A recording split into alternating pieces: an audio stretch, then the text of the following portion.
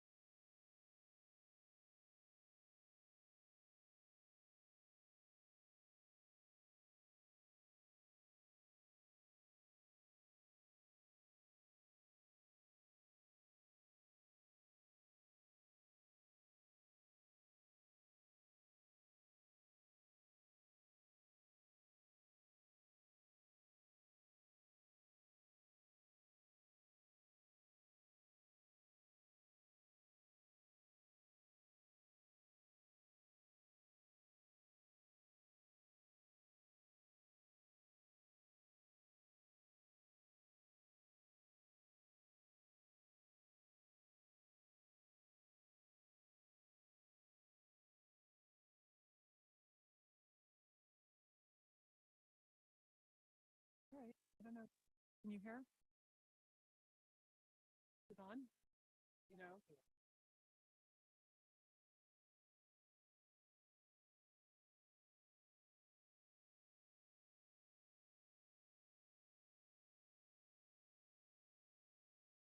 Hello? Nothing.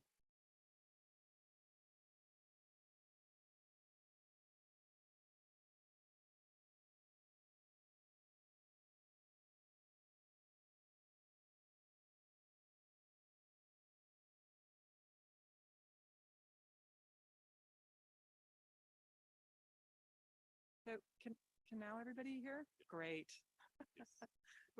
The room is too big for us to scream at everyone. And well, we're going to get started then.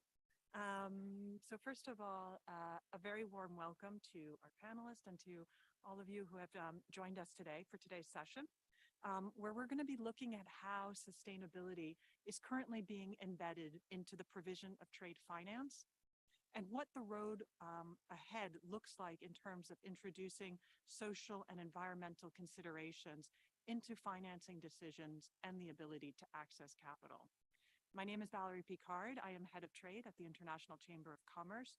We are the institutional representative of over 45 million companies in over 170 countries, and we represent companies of all sizes from multinationals to MSMEs and in all sectors. Before turning to our speakers, I'd like to thank the WTO for the opportunity to hold this session. We're absolutely delighted to be here today, and it's my pleasure to be moderating today's session. We're joined by four experts who will be sharing their experience with sustainable trade finance, and each from a different perspective. So thank you to each of you for being here and agreeing to discuss sustainable trade finance as we set out to shed light on what banks should be doing to foster inclusive, sustainable lending and what standards to adopt to ensure that financing opportunities remain available to those who need it the most to avoid further widening the trade finance gap. So just a bit of housekeeping. This session is going to last 1 hour and 15 minutes. We're going to have 2 rounds of questions to the panelists. They'll speak for about 5 minutes each. And then we're going to have this followed by a 20-minute Q&A and we hope, of course, to answer as many of your questions as possible. And then we'll do a quick fire final round before freeing you.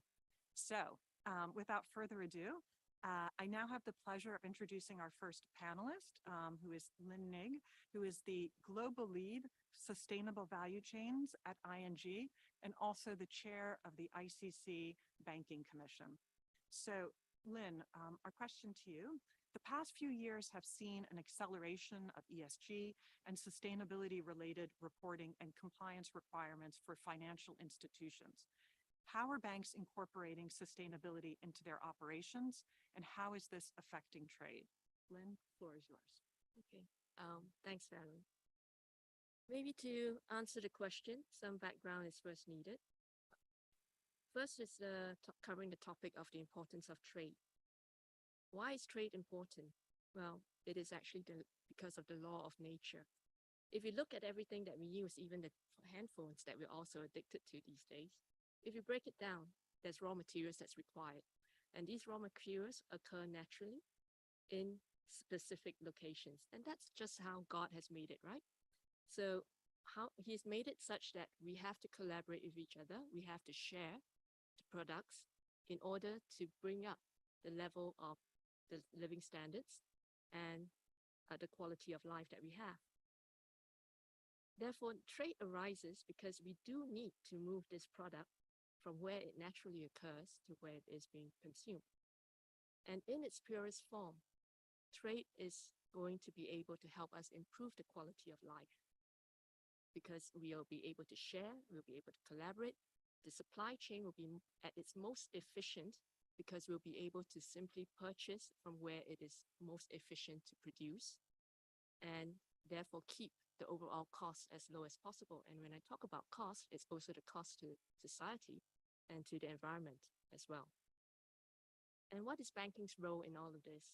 Bank basically is here to support the economy. It's to facilitate the trade and the investments. And to be fair, most of us, including the corporates that are engaged in trade, try to do it responsibly. We're in this in the long term, and we want to make sure that whatever you do is going to be sustainable. And this is absolutely in sync with the objective that we have today with sustainability. And in fact, most banks would have incorporated all these considerations in some shape or form when they're considering their lending decisions, and certainly for ING as well. And as we have learned more about the negative impact of carbon emissions, and with the new technology that's been involved, we can start to make changes. And in fact, our considerations would have changed over time as well. We will have to continually review our portfolios in light of all these new developments and make the best decisions based on all of this knowledge that we have today. To keep making this progress, we at ING believe that collaboration is key. We do this by working very closely with our peers, with our industry partners, with the industry bodies, with the international organizations such as ICC. And a good example of what ING has done is in the latest collaboration that we had with RMI, where we developed the sustainable steel principles. And I'm very happy to see today the H to Green Steel booth out there because that's one of the key projects that we have engaged in. And because we had such a wonderful time collaborating with our colleagues in that program, we're going to be replicating it with aluminum as well. So this is just one example of how collaboration can bring about better standards and an equal level playing field. But that's not to say that everything is rosy, everything is easy. There are clear dilemmas that we have in life. The supply chain is complicated, so let's not be too naive either. And today's decisions that are being made by both the banks and the industry are based on the information that we have today. And we have to balance it in terms also of the wider implications and a wider position. And it means sometimes that we have to balance even the environmental and the social impact. To give an example, by now I think most people acknowledge that carbon emissions are too high and that there is a need to reduce this. And a very often asked question of banks is, why are you still financing fossil fuels? But the reality is that most banks are financing the real economy, at least we in ING do. And the world needs energy that is both affordable, available for things that are very basic and necessary, things like heating, transport, power production. Imagine a world where we stop completely fossil fuels, which is what some parties are advocating. If that stops, the world trade, the world economy will grind to a halt. Because if we don't have heating, if we don't have energy, we don't have transportation, then even the basic necessities, the transportation, the production of that, to bring food to countries that need it, to people who need it, will actually be at risk. The reality and the harsh reality is that as of today, there is not enough renewable energy to support the need that is required for these basic services. So for some time to come, the world will still need, to some degree, fossil fuels. And that is a scenario that is present in every expert research that we've seen.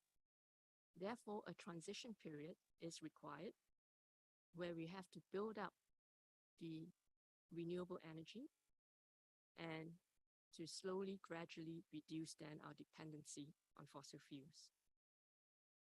This is the responsibility, not just of ING, but of the banks, of the industry. We all need to be part of this solution. And I think that that is the better way than just taking the easy way out to say that, okay, we stop financing. So we need to be part of that solution.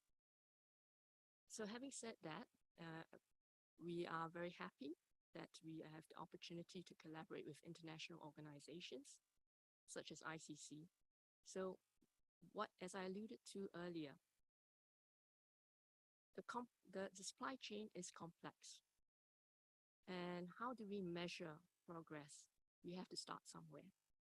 And we have to do so in a consistent manner. We have to be able to measure and to monitor how we've done on this transition route. Hence, at ICC, we have embarked on developing a sustainable trade framework, which was announced last year. In its first iteration, we have chosen to keep it very simple, a very simplified framework as a start, just a starting point, so that we're able to measure how we're doing. And it comes with very simple ideas, measuring things from a very high level dimension on this environmental side of things, as well as on the social impact. This is in line with the UN Sustainable Development Goals, which we have summarized basically into these two dimensions.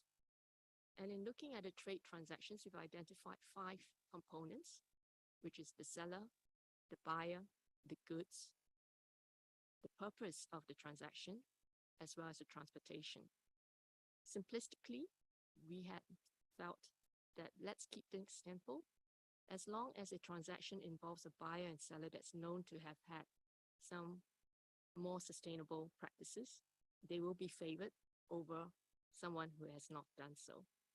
Goods that are known to be produced using more sustainable processes will also be favored and how do we measure this? We're basically looking at the certifications. So similarly for purpose, if the goods are used in the development of affordable, as an example, affordable housing, then that transaction will score better than, say, goods that are being used for the production of the petrol cars. So in the first wave, this was tested with the textile industries, and based on that, we've gathered some feedback. So for the next iteration, there will be some improvements. And then coming back to the standards which I omitted, the thinking then was to also make use of the existing standards that we have. So we reduce the time to market, number one. Number two, we are also building on the excellent work that's being done by the ITC, the standards map, because all these standards, for instance, cotton made in Africa, these have met the very stringent criteria that is widely accepted, it is fact-based, it has been independently verified, it is measurable, and is comprehensive. So by reusing these standards, we are not reinventing the wheel. We hope to also keep things familiar and easy for people to use. In step two, the wave two, this year, we hope to be able to announce in time for COP28. In fact, I'm assured that we will be. We intend to expand that scope as well. So we'll be testing not just on the textiles, but to have a wider scope that includes agri, energy, automotive, which are basically industries in transition. And we intend to further engage with the regulators on the standards and scores, making sure that the sustainable taxonomies are compatible and integrated into the framework. So before I hand on, I think the key thing that I want to emphasize is that the journey to sustainability, yes, banks have a role to play, but it is certainly one that requires collaboration across the industry within the banks, also with its industry, the peers, the industry clients that we have, as well as the regulators. So it really means a cooperation that's required between private and public. Thanks, Valerie. Thank you, Lynn, for these remarks. Now I'm going to turn to Joe Wozniak, who is the head of Trade for Sustainable Development at the International Trade Center, ITC, here in Geneva. Joe, you lead the ITC Standards Map, which is the world's largest database for sustainability standards, which ICC is using for its framework, as we just heard from Lynn. Can you explain how the ITC Standards Map is helping to meet the SDGs, notably in the trade finance area? Thanks very much, Valerie, and thanks to the ICC for inviting me to be here with you this afternoon. So indeed, just to back up a bit, ITC is a joint WTO UN agency based here in Geneva with the mandate to help small business to trade sustainably. So over the past decade, the whole concept of sustainability or ESG has really moved from a kind of a buzzword to really, in our view, a critical pillar of global trade. And in an era kind of characterized by heightened environmental consciousness and the need for improved social and labor type practices, sustainability standards have become, over the last decade and more, I would say, a key tool or driver to help improve the sustainability of international trade in goods. So as Valerie mentioned, and also as Lynn mentioned in her comments, ITC in 2011 developed the Standards Map website and database. This is a global public good, as we call it at ITC, which means it's a free tool 24/7, 365 days a year. Anyone can access the tool, and it provides a level of comparability of sustainability standards that is unparalleled globally. So we have over 330 voluntary initiatives, codes of conduct, different types of standards and frameworks or systems on the standards map. across a variety of sectors. There's about 1,600 criteria in our database, both in terms of standards, how they operate, so the rules of the road, and then on the other side, the governance or the implementation mechanism of those standards. So all told, about 10,000 data points per standard. So it is a very, very granular level of information. But it provides an unparalleled neutral way to compare and contrast, benchmark, and look at these different initiatives, what they do and what they don't do, and where they operate. So when it comes to the SDGs, what we did a few years ago, around 2020 with UNCTAD, is to put together analysis. And this analysis actually was, as Lynn and Valerie mentioned, with this analysis was leveraged for the wave 1 and will be wave 2 of the sustainable trade framework. But the analysis that we did was to look at how the variety of international sustainability standards can resonate or support the implementation of the SDGs. And it's really looking at a criteria analysis where those criteria, when it's environmental or social ethics criteria, how they respond to specific SDGs. So I'll give you some examples of what I mean by this. So just some summary results of the analysis. So the three, I would say, SDGs that are most widely covered by voluntary sustainability standards are SDG 8, decent work and economic growth, SDG 12, responsible consumption and production, and SDG 2, zero hunger. So we found that more than 200 of the voluntary standards in our database at that time resonated with these. But there are also some SDGs, again, you have to caveat this analysis because there are some SDGs where there isn't a high correlation with voluntary standards. So for example, SDG 17, the partnerships for the goals, or SDG 14, life below water, or SDG 13, climate action. Why is this? Well, because SDG 17 is obviously quite high level in terms of partnerships for the goal. SDG 14 in terms of life below water. Okay, we're talking about specific standards, 1 or 2, like MSC, that cover fish or aquaculture. So obviously a forestry standard like MSC would not really be relevant to a marine type goal.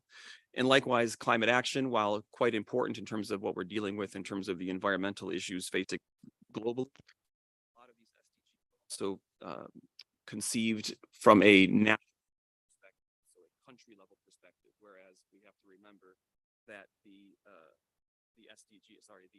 voluntary standards are looking at kind of a firm level scope. Okay, so it's looking at a company, a seller of a good, a producer of a good, and what they're doing with it, as opposed to a country level perspective, a national perspective. Last but not least, in terms of sector coverage, the first and obvious sector is agriculture. So there's most correlation between SDGs and the VSS, or the voluntary sustainability standards, in agriculture, followed a close second in terms of garment, textile, and apparel, and then consumer products, electronics, processed foods, etc. So I think that is kind of a little bit of a background in terms of the analysis, which is available on our ITC website in case you want to read the full report. When it comes to trade finance, I think it's important that we also can see how these voluntary standards can play a role. But I would say that it's a bit tricky with trade finance, because trade finance, as we know, is characterized by shorter tenors or shorter term transactions, credit facilities, revolving credit facilities, I should say, financing of invoices, letters of credit. Whereas in larger project finance deals that span many more years, it's easier to implement a sustainable practice with a producer or a company. So that the short-term transaction is an issue. However, there are, I would say, ways or mechanisms to kind of get beyond that or to deal with that. One would be to include sustainability clauses in trade finance agreements that are struck between the bank and the borrower, indicating which standards or codes of conduct are appropriate given the sector and given the country. And this also gets to the second point that I want to raise about that, is I think in my view, it's important to take a risk-based approach, because the production of a commodity in one country has a different risk profile than in another country. And so being sensitive to those risk profiles or those country specificities is quite important. Also, there should be in this sustainability clause in the finance agreement issues related to reporting, so ex post reporting, monitoring, and also quite important capacity building. And this is another key issue because when we look at especially procuring or sourcing commodities from developing countries, the capacity is key, both in terms of technical capacity and financial capacity to implement these types of standards. So I would say that is our experience. One kind of, let's say, specific example I can give in terms of how this would work in a real situation with the financing activity is work that we did with the International Finance Corporation and their GMAP portal, where we were, and this is in conjunction also with WWF, where we were able to look at the IFC performance standards, and we were then able to analyze where certain individual voluntary standards linked to the IFC performance standards through kind of a country risk approach. And so if the IFC was lending to a commercial bank or on lending to a borrower, then that commercial bank would say, yes, for commodity A sourcing from country B, we would be able to use this list of standards. And then they would communicate those standards to the upstream borrower. And so it's a flexible approach, but I think last point I'll make is that we don't want to let the perfect be the enemy of the good, in the sense that we need to build in time to bring up to speed the producers that are going to be selling these different commodities. It's not something which can be done like turning on a light switch. So it takes time, and it takes resources and effort, and it also, as Lynn mentioned, takes collaboration among a diverse group of partners all along the value chain. Thank you. Thanks so much, Joe, for that. You've cited my favorite expression, which is the perfect not be the enemy of the good. Now I'm going to turn to, and I'm pleased to introduce Dr. Sare. So Dr. Sare is the CEO of the Ghana Export Promotion Authority. And so, Dr. Sare, how are sustainability requirements impacting the ability of Ghanaian exporters, most of whom are MSMEs, to access financing? Good afternoon.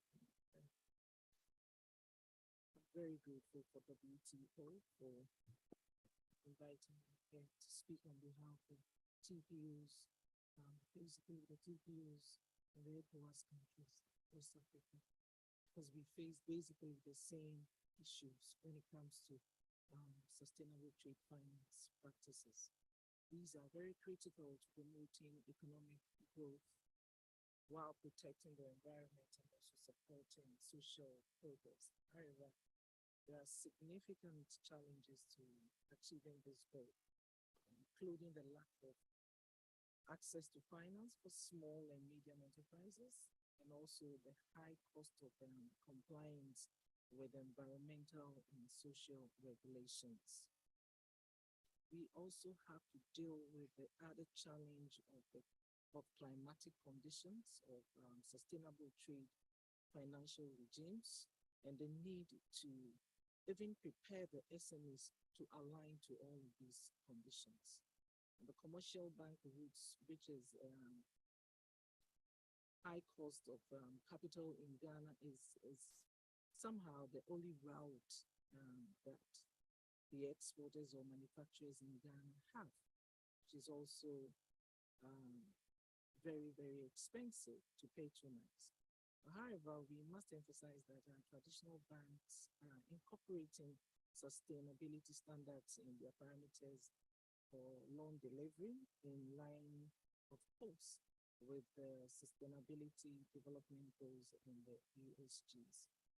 So the issue of sustainability is still a distant dream, I dare say, for most SMEs due to lack of funds to transition from a carbon-emitting enterprise to a low-emission regime. Most SMEs are not able to access sustainable trade finance because the requirements and parameters are quite stringent, and you would also find that they have issues with corporate governance, and these also prevent them from accessing funding from routes available to them. So looking at all of these parameters, we think that it is very important that we collaborate with the banks to see how we can come up with products. We collaborate with other agencies in the export trade ecosystem to see how we can support exporters and manufacturers in understanding what is expected of them in order to be able to be prepared to get financing with all of these conditions that come from time to time. Thank you, Dr. Stein. Now I'm pleased to introduce Frank Rector.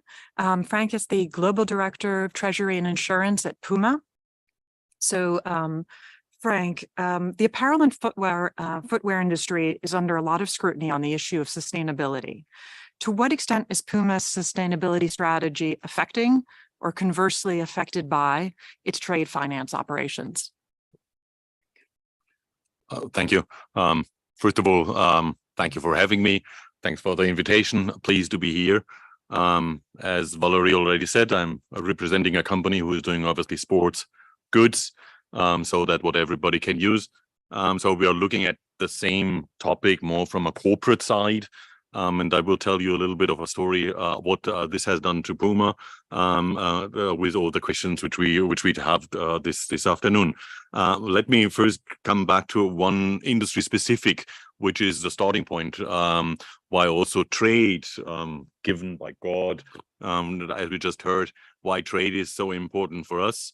It is an industry standard in sporting goods, but as well as with many fashion goods that we are producing and sourcing finished goods. So that means our supply chain is concentrated on doing the design on our end, doing the specification on our end, and of course doing the marketing, in particular as a brand like Puma. But like Lynn also said, we purchase from where it is most efficient to produce, and it is most efficient to produce it with external suppliers who are mostly situated in Asia. We are end of 2022, we had 560 supplier factories, as I said, mostly in Asia, where approximately 550,000 people, workers, are there. Having said that, that gives us also a special, how should I say, that gives us a special relationship to these suppliers. It's not just something we throw over the fence and please make my shoe, because they are doing the most important thing for me. They are producing the good I'm selling to my dear client. And that gives us also a relationship where we have to take care on each other, whatever happens. So, and that is also why we have chosen to have this trend about outsourcing production to suppliers is maybe 30, 40 years old. So already in the very beginning, we have started to observe and to check what our suppliers are doing, and also to introduce them to trends which we believe are efficient and are relevant for the industry. Firstly, it was more to the social compliance perspective. Be safe at that our workers at the supplier's place are safe at their work, that they get a fair salary, that child work is not available, and so on and so forth. And over time, it elapsed into also sustainability topics. We developed mechanisms of audits, code of conducts, questionnaires. So just to bring to ensure that our most important topic, the product, is manufactured in a way which is expected from a branded company like Puma. So that has been that we are also in a phase where this collaboration goes more. We have to take care that our suppliers are that the suppliers have are resilient, because if they fail, we fail. We have nothing to sell in that regard, and therefore we established that system, as I already said, conduct a code of conduct, minimum requirements, questionnaires, which gives us, let's say, minimum requirements, and then we try to also bring in the trends which we see, and one of them is also, and that has been also said before, the fashion industry, and was raised in your question, is under a certain scrutiny when it comes to sustainability. We are producing in Asia, we are sending the goods around, we are selling them in Europe, so there's a lot of transport involved in that regard, etc. And that is also where we also brought in the aspect of sustainability. But I think, and that is what we have tried to leverage in our sustainable finance transaction.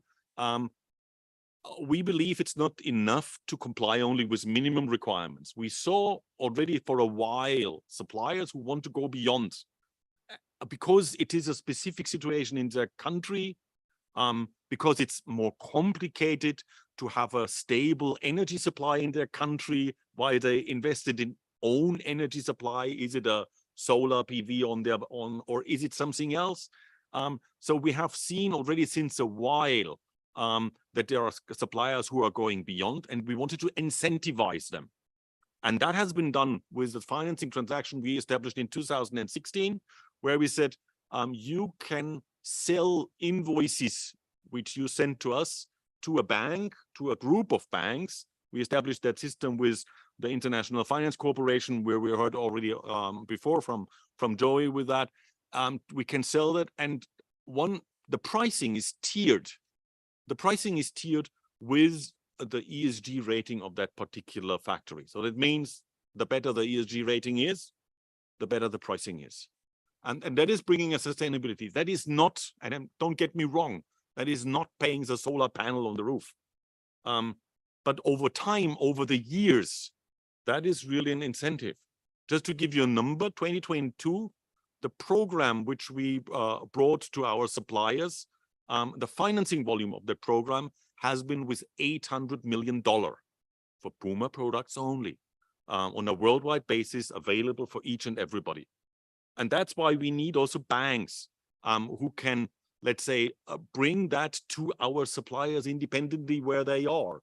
If they are in Hong Kong, easily accessible, sufficiently banked, or if they are in Madagascar, not so easily. So, and that is something where we need banks, and that is also where we consider ourselves in that regard. We do have the capacity and the power on the market with the banks to structure such a financing.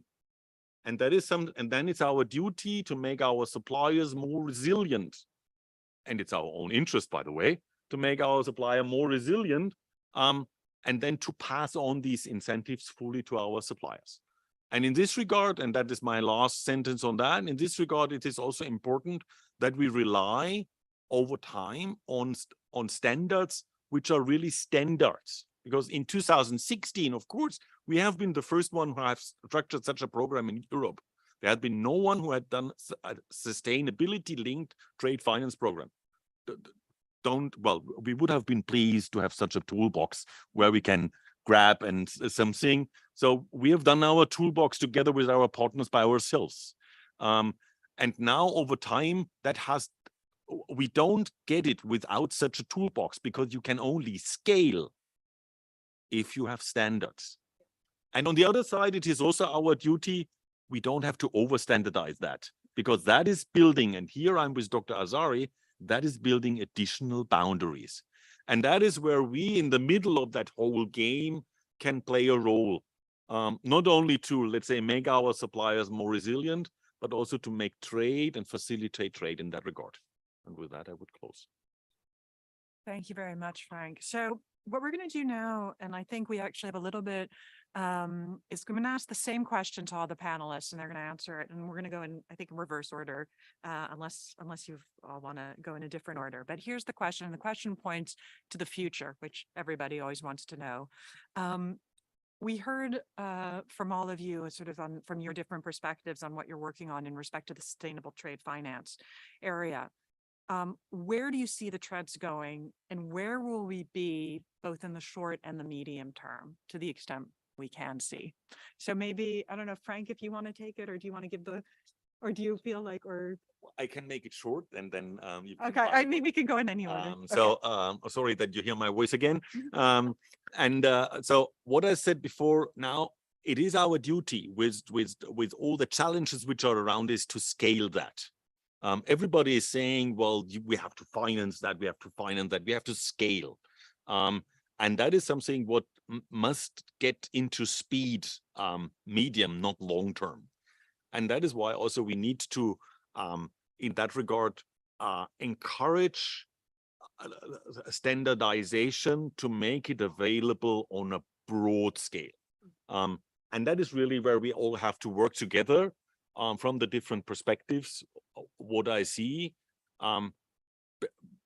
because that is let's say the most we have to come out of pilot stage. Now we have to get it into a normal tool. And with that, I would hand over to. What about Dr.? We'll pass it to Dr. Sar. Okay. I would say normally the SMEs in Ghana will be requiring access to loans that are typically too large for the average SME, which is why at GEPA. Turn the mic on. Sorry. As I was saying, the SMEs in Ghana are normally asking for loans, asking for financial help, and the loans may be, typically too small for the banks to be interested in supporting them, which is why we work at GEPA, we work with other agencies, we collaborate with the other agencies to provide some sort of assistance for those in the export or manufacturing sector. And we would work with agencies like the Ghana Enterprises Agency, which is set up to basically support agencies, small, medium enterprises in Ghana. We also run a project with the International Trade Center called the Green to Compete. I think it's the same T4SD. Green to Compete, which encapsulates various sustainability modules that Joseph just spoke about to build SMEs capacity to transition to a green economy. So we offer training at our training school. We have the export training school where we offer training and coaching in resource efficiency and circular production processes, voluntary sustainability standards, and other models just to support exporters to understand what it is to be ready for the conditions that are provided by the sustainable financing. In one of such models, we deal with green financing, and most of the SMEs could not access the funds due to the stringent thresholds. So GEPA is providing support in that direction through a holistic capacity building training that we do at a training school. We also have the Impact Hub. At our Impact Hub, we offer, and these are all for free. Government is giving the support for SMEs to be ready for upscaling. And so we have the Impact Hub where we have all the information that you would need on sustainable trading, and whether it concerns financing on the environment or whatever, social, we have all the information there in the Impact Hub across the nation for our exporters to access. And the training is ongoing, and hopefully it's not an easy task. It's very difficult for the SMEs to understand why conditions are always being thrown at them, but gradually we hope that we will get there with the programs that we are putting together to help them, the interventions that we're doing with the various export organizations and associations. Thank you. Super. Thank you, Dr. Sare. So maybe now on to Joe. Thanks. So I think in terms of trends in the next several years, I would say in two words: mandatory from voluntary, or voluntary to mandatory, which way you want to put it. And this is already kind of happening. We see, especially in the European Union, we see issues or legislation such as the deforestation regulation coming, or the corporate sustainability due diligence. We also see other side of the Atlantic in North America, the same type of, let's say, more mandatory or legalistic approaches towards sustainability. So this is really, I think, the trend. And I think there's probably three, let's say, consequences of that trend. The first, I think, is we'll see a shakeout or a consolidation or a convergence of standards or initiatives or codes of conduct that are more or less fit for purpose to respond to the demands of this legislation. Right now, it's kind of a complete jungle of standards, and I think those that are just not they're not fit for purpose will fall by the wayside, or they'll merge, or the market will take care of it. Second, I think there'll be also a convergence of or a rationalization or a need to move toward more harmonized or aligned reporting frameworks. Because at some point when you're looking to deal with these requirements that are going to be mandated by the EC or by the US or Canada or the UK, whatever importing country, there will have to be a defined criteria list in terms of social and environmental type issues to report against. And I think that will also generate more consolidated, easier to understand reporting systems. And I think that's obviously getting to what Frank also mentioned in terms of moving to scale. We can't move to scale unless we start to simplify and clarify what we're talking about in terms of reporting, and also what we're talking about in terms of standards. And then last but not least, I'll go out on a limb here, which may be controversial, but I do think that down the road, we will see these sustainability standards taken up in a more, let's say, formalized way at the WTO, where they're not at this point. And I think that is something which has been discussed in other fora, but I think we'll see some movement in that probably in the next several years as well. Thank you. Thanks so much, Joe. So finally, Lynn. Yeah. Okay. Let me just take up Joe's point on the short-term transactions and being very difficult. I totally agree. But then when we're looking at short-term transactions, let's not forget, in order to do short-term business, you also need to take a long-term view. So you do need to know who your suppliers, your buyers, all these good stuff that we talked about in the framework. And therefore, the standards actually play a very important role. And I'm with you. We need convergence of the standards. We need to have an equal level playing field so that we can all report consistently how we're doing, and also prove that there's also capacity that's being built as well. So these are very important, and that's why I'm looking very much forward to the sustainable trade framework as a starting point. It's very basic, I acknowledge that, but it's a starting point. And at least with that will promote industrial discussions. And what we hope to do as a financial institution is to continue the good work that we're having, the good dialogue that we're having with clients like Puma, in trying to translate those standards into something that their suppliers can also work on, and help the SMEs in that process become much more scalable. Because at the end of the day, these are, if they have been approved by the Pumas of this world, surely they have reached a certain standard, and that's the risk-based approach that we perhaps should consider having. So my last where I'll end is that ultimately it's still, again, about collaboration. It is about standardization. We need to work together to define those standards that we can work towards.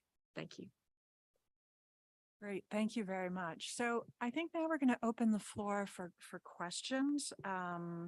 Please do feel free to specify who your question is directed at. And I see a hand already, so please go ahead. Thanks for recognizing. My name is Harsha Satyamurthy. I'm a student of advanced studies in the international economics and law at World Trade Institute, Bern, Switzerland. So let's start with the question. Before the question, I'll have a short statement. So it's a pretty of a precursor to that. So trade rules seek to remove barriers to the trade, and understanding that it comes with a liberalization that would bring more economic growth. But at core of all these is there's a fundamental principle of non-discrimination, which is that no one can be discriminated, which is under the Article 1 of the GATT, the MFN principle. So with the advent of CBAM, which is the Carbon Border Adjustment Mechanism, it basically goes against the very nature of GATT Treaty Article 1, which is the MFN principle. If it imports, like if any country imports basically, let's say a shoe which is manufactured in Nigeria goes to the EU, and then there is already a manufacturer in Germany which has a shoe of the same quality, of same standard, just because that the LDZ, which is in Africa, has more of a GHG emissions, now would be treated differently just with the carbon content that they emit. These LDCs doesn't have the amount of resources that they can have to reduce these GHG emissions. Now, according to this, it goes against the nature of GATT treaty. So that is a difference of understanding, or a partial treatment would be given to a producer or manufacturer from a LDZ who actually produces a good quality of product. So I just want opinion of the panelists. That would be great.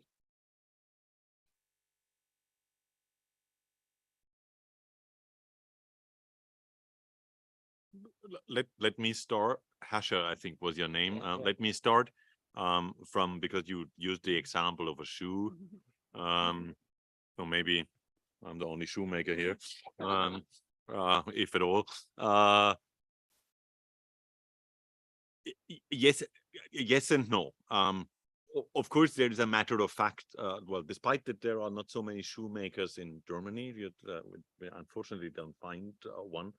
But put that aside.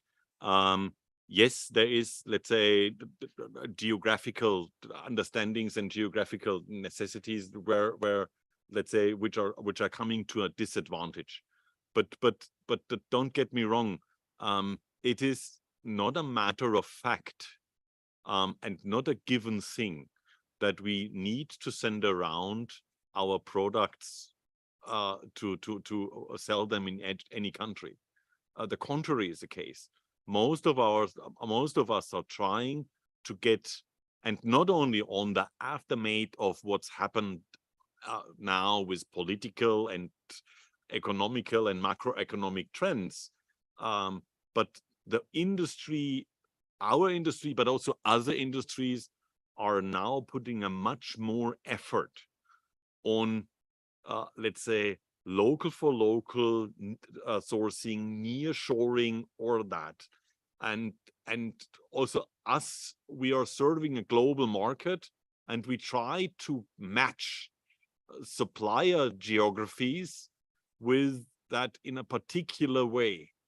And in this regard, compliance with all that regulations, and I know it is complicated, and we heard it from Dr. Azari as well, that it is not so easy to get it trained, that of course as SME does not have the resources and capacities to really adopt all that. I all know that, but it is becoming an entry point. And that is something what has to be achieved to be really available for that. When you look at a typical football shirts, this is not a football shirt, but when you look at football shirts, there's typically often a very much of a requirement, if we are going to the national shirts we are supplying, that the shirt please comes out of a country where it is from the nation. So why can't we produce the shirt of Germany? We are not the outfitter of Germany, but why can't we produce it in Germany? Why can't we produce a shirt of Ghana in Ghana? And that is something what is even also from not only from a wish list, but also from a requirement coming into it more and more. And to really be able on that.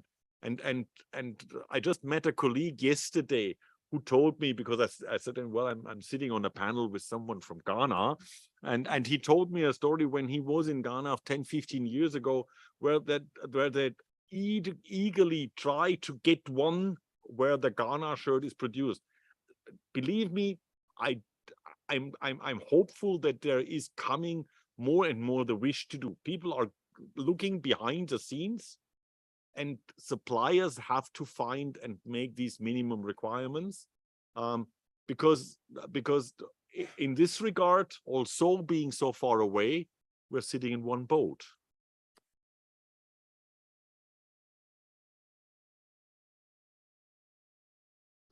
Thank you, Valerie. My name is Bernard. I'm a journalist from Ghana. This question is to Dr. Efua and also Joseph. Cost of funds for businesses in Ghana is very expensive. And this is true for most of West Africa. And the reasons are many, but one of the reasons we see is that the companies are too small and they can't get involved in global supply chains because they are very small businesses. They don't produce to scale. So the view is that you need aggregation, which will require standardization. So we are happy with what Efua does at GEPA. We know what ITC is trying to do with small businesses. But if I am a big company in the US and I'm looking for, say, buttons, it will be important to have scale. So you need Ghanaian, Nigerian, Togolese, Nigerian button companies coming together so they can supply at the right standard, the right scale. So I think the question is, how do we unlock that so we can get the right finance? So yes, you can have a small company doing T-shirts, produce 1,000 a month. It's great. But if you really want to play at the global stage, you need scale, and the aggregation of West Africa is critical. How do you hope to scale up what you do beyond just Ghana into like the West African sub-region so we can become as powerful as some of the Chinese provinces who would supply 60% of the world's buttons from just one local government area? So maybe Efua and then Joseph, you can also talk about that. Thank you. Thank you, Bernard. And I don't know, you are just being biased. So that is why the ECOWAS formed the ECOWAS Trade Promotion Organizations Association. We are working together to grow the regional value chains, so that if I know that I have a counterpart in Togo or Nigeria or Guinea who is producing the same products as I am, and then we come together, and the facilitation is being done at the TPO level. So this is what is going on. We really are working at growing and adding value to regional value chains and making them stronger, working together. It's all about collaboration. And that's what we are trying to do at the TPO, ECOWAS TPO level.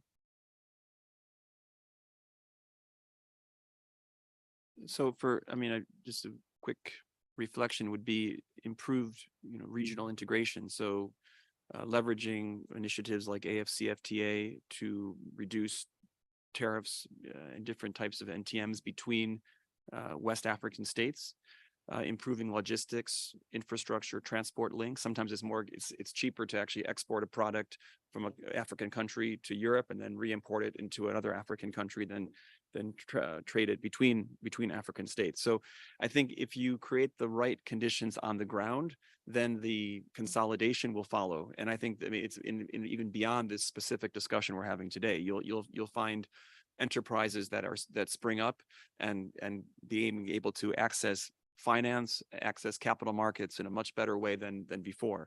But and that's, to use the Chinese analogy, obviously that it's one country, so it's much easier from that perspective. But if you're able to find the pain points and work on reducing those in terms of bilateral trade, then I think it's something that can be leveraged for this issue in terms of sustainability, but also export to major markets like in North America and Europe. I saw a hand at the end, at the back, so please. Yeah, hi. I'm Dheeraj from India, representing Institute of Chartered Accountant of India. My question to Lynn is that most of the standards which you are talking about are addressing about project finance as well as the long-term finance in the trade. But how about the invoice factoring, which is a short-term funding, going to be addressed by having these standards?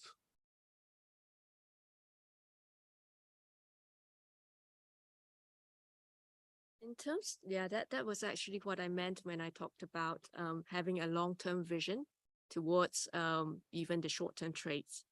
So when we're looking at invoice financing as an example, then we could pair up indeed with clients like Puma, the manufacturers, to come up with an invoicing program where we can offer the financing to the suppliers.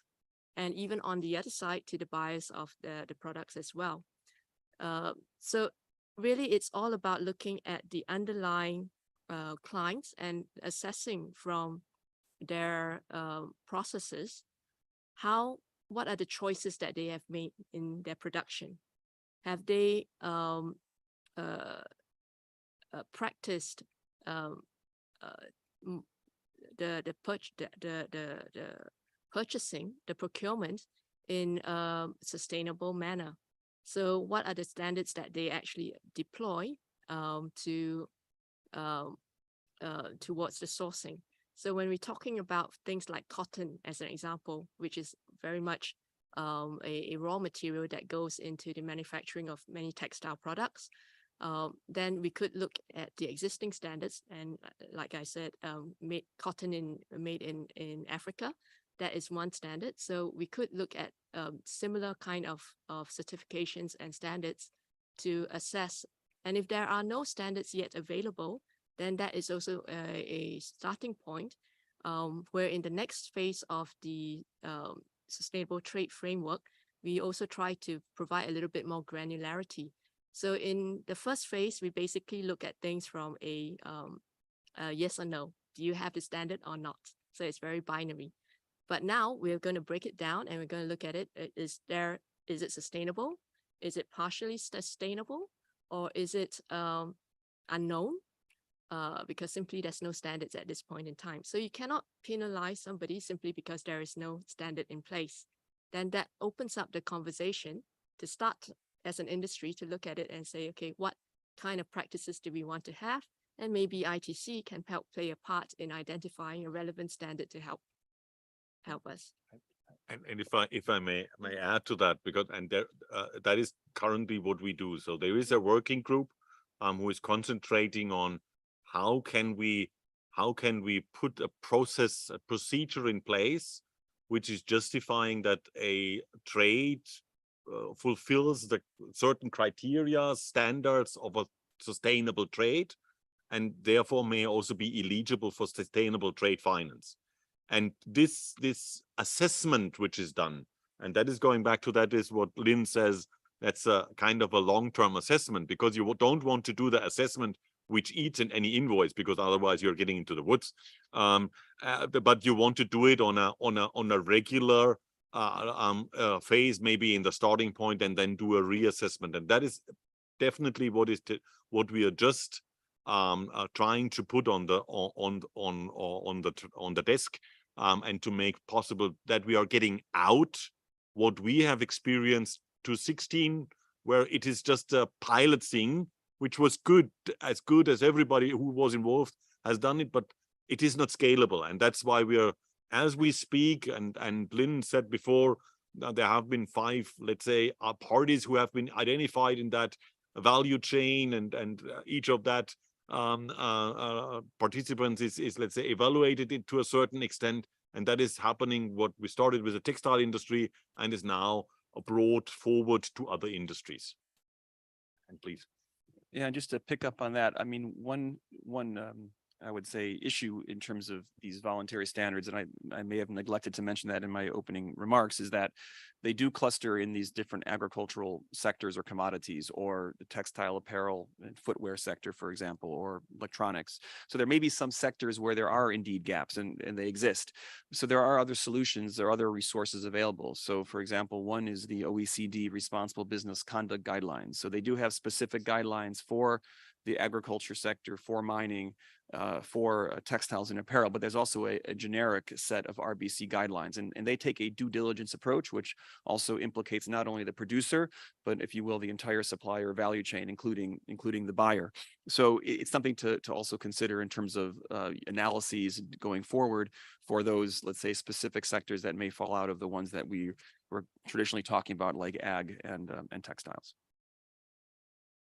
Can we have these compliant companies? Can we have put in the place into the public, that so that all the banks can be utilized to, these are the companies are there which can be compliant with the ESG and can be financed? Because I find very difficult for each and every bank to see that all companies are ESG compliant or having the standards. So how are we going to measure it? Yeah, that's great. I mean, music to my ears, right? That's a big problem that I have, which is why digitalization is so important. So part of it is about standardization. First of all, you've got to agree, what is it that we're trying to measure here? What is the accepted standards? What are who are the parties that have actually reached it? But it's fine to have all of that, but we need to have a way to deposit that information. Yeah. That's absolutely right. But that means that we're going to have to start collecting that data. So if we want to start collecting that data, we've got to do it consistently. We've got to do it efficiently. And the only way that we can actually do this is if we digitalize. So this is the reason why ICC is pushing as hard.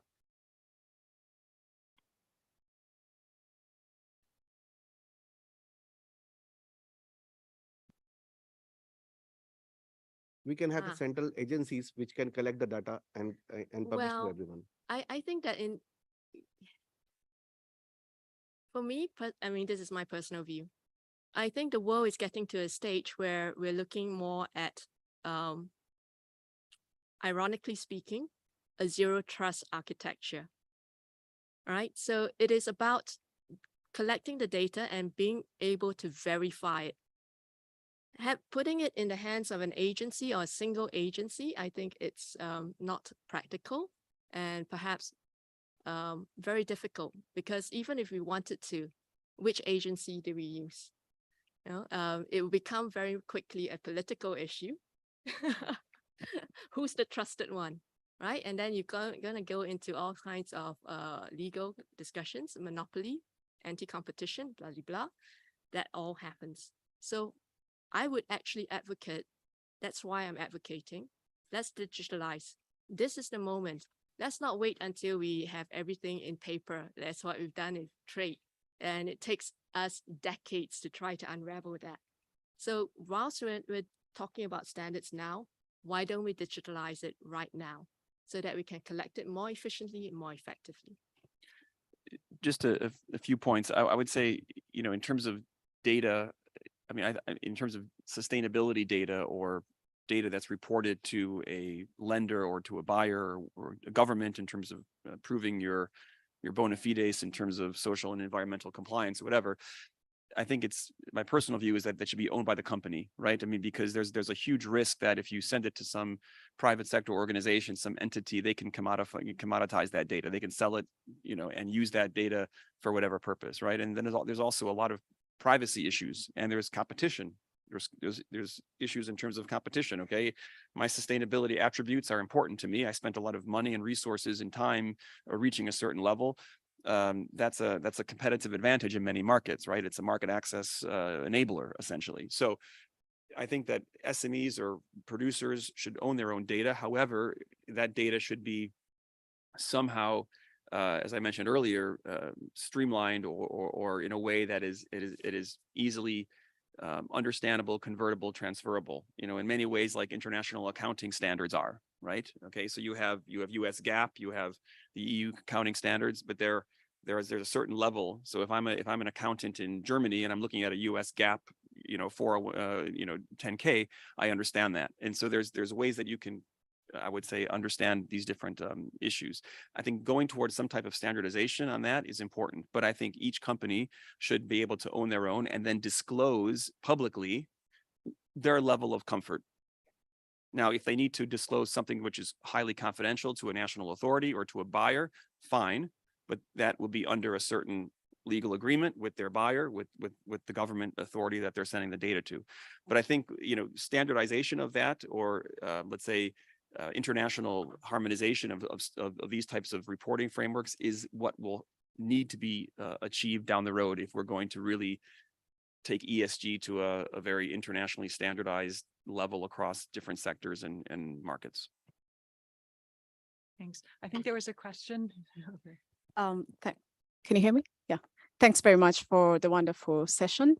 My question is, I'm the CEO of Impact Dev Africa, looking at how to bring sustainability closer to businesses. So working at the intersection of trade and sustainability.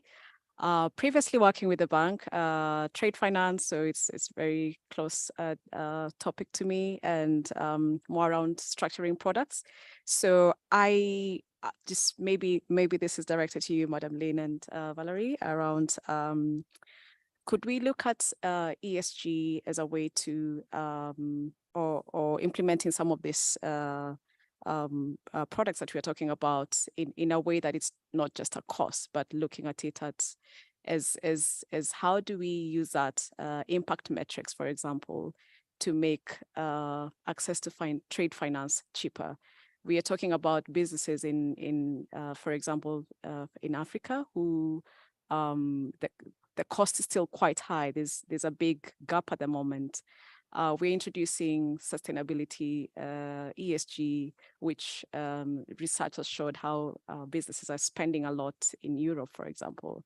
It hasn't gotten down to the ground, and it's going to be more costly. So is there room? My question is whether there's room to collaborate and see structuring products, just the way we've done structured products with commodity. How can we put this also as part of that structuring? And the other question being, Mr. Frank has mentioned around, being on the pilot for quite a long time. What's the room for innovation in this? Is there, what's the room for innovation? That's my question. And how do you work with actors to kind of bring the pilot stage to an end and actually make, I think for the businesses is a bit of a hassle, if I can call it that way, to try and continue learning and putting resources into it. But if there's a way to bring a product that they can see there's a benefit to it, so making the case for sustainability. Thank you very much. Thanks for the question. Great question. The reality is that sustainability does come at a cost. So I hate to burst the bubble, but there is a real cost. And we are picking up that cost as a bank sometimes, but our margins are not great to begin with. So there's a limit to how much we can provide. So we did start off trying to influence that change as ING. We were the first bank to introduce the concept of sustainable improvement loans. So therefore tying the KPIs on sustainability,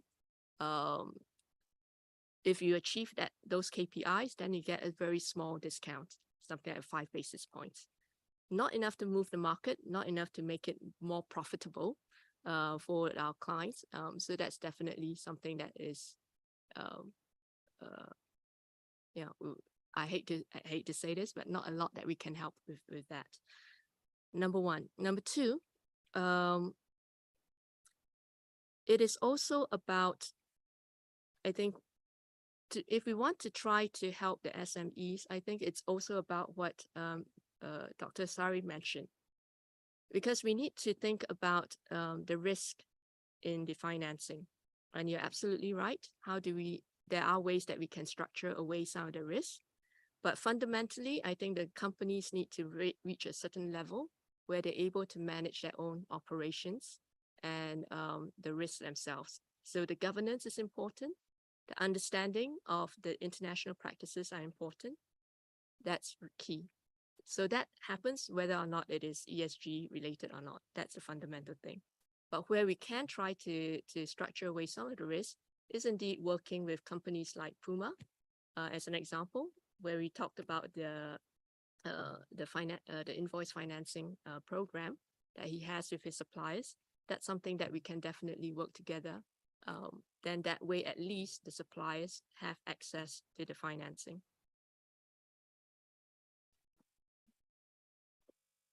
Taking the second part of the question. So for the invoice-based financing, we are out of the pilot phase now. We see a lot of adoption on other bigger corporates. We see a lot of adoption on other banks. So as I said before, we have been an early one in Europe. We did the implementation together with a privately owned bank, and we saw other banks who are taking up that product now and making it available for their bigger buyers, so to make it available for their suppliers. So that is picking up in that regard. Still, and that is where you are right to say, still the initial assessment of the sustainability part is a bit of an specific exercise. And that is what we want to come out with, that standardization, which Lynn and myself and also Joe talked about. And that is why it is, otherwise we can't leverage. So that is to make it easier accessible and easier to understand, and not only a specific process of enthusiastic individuals who want to make that available for their company or so. Number two, what is the forward-looking innovative part? Well, we can go much beyond. What we started to look at was purchase order financing. So which will bring another whatever days on top of, because it's not based on an invoice, but already on a agreed purchase order. We can't do that alone.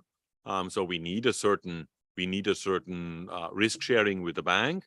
But we try to facilitate that a bit by providing also data, and that is where digitalization is coming in.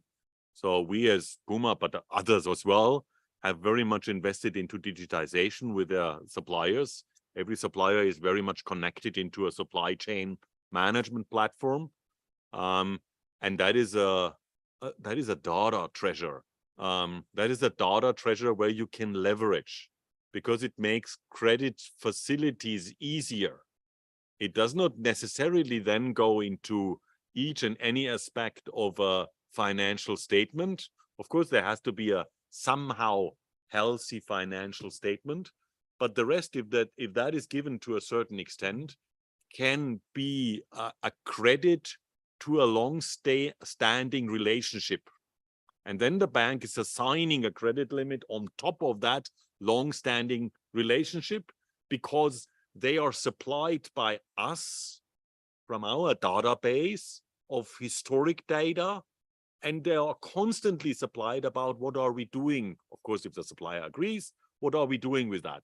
And that is creating trust that the business relationship is continuing, and therefore make credit limits available which may have not been available before. And these are unique possibilities. We are just at the very, very starting point, where we can really leverage. Just also to clarify on that point, thanks very much. I think I was also looking at the innovation part also from the policymakers, the ICC especially, just to see, because there's all the innovation that's happening in different parts. So like what kind of innovation from that perspective that can be done or is already going on? I'm Thank you. unfortunately going to jump in here because we're coming to the end. So I have the unfortunate, but let's continue the discussion after the panel. We'd welcome that. So I just really want to say, and I think it was a perfect way to end the panel on sort of because as Frank said, we're at the starting point. So I think that's also a good way to end. And I think we've heard a lot of cross-cutting and really great discussion. So big thank you to the panelists, all of you here in the room today. I think there's a couple of words that came through, or collaboration, the need to scale up, of course, the harmonization of standards, and digitalization, which is of course near and dear to my heart. So thank you so much for all of you for being here, and I wish you a good rest of the WTO Public Forum.